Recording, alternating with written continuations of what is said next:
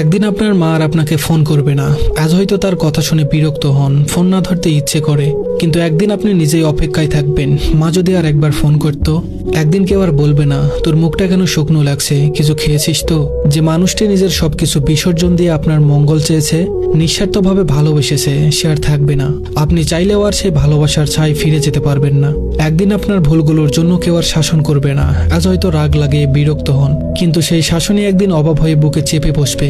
একদিন যে ঘরে ঢুকলেই মা আপনার পছন্দের খাবার নিয়ে হাসি মুখে অপেক্ষা করতেন, সেই ঘরটি শুষণ পড়ে থাকবে। সেখানে খাবার থাকবে, রান্নার গন্ধ থাকবে, কিন্তু যে ভালোবাসা সবকিছুকে প্রাণ দিত, সেটি আর থাকবে না।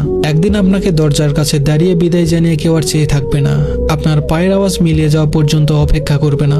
একদিন তার কণ্ঠস্বর চিরতরে থেমে যাবে।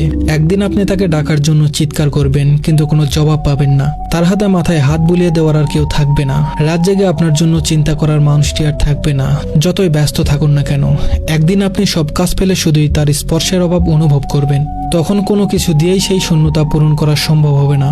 সময় খুব নিষ্ঠুর, এটি থেমে থাকে না, কাউকে ফেরত পাওয়ার সুযোগ দেয় না। একদিন শুধু স্মৃতির মধ্যে তাকে খুঁজতে হবে, তার পুরনো গলার স্বর রেকর্ডে শোনার চেষ্টা করতে হবে, পুরনো ছবিগুলো হাতে নিয়ে বোবা কান্না করতে হবে, কিন্তু কিছুই আর ফিরবে না, কেউ আর ফিরে আসবে না।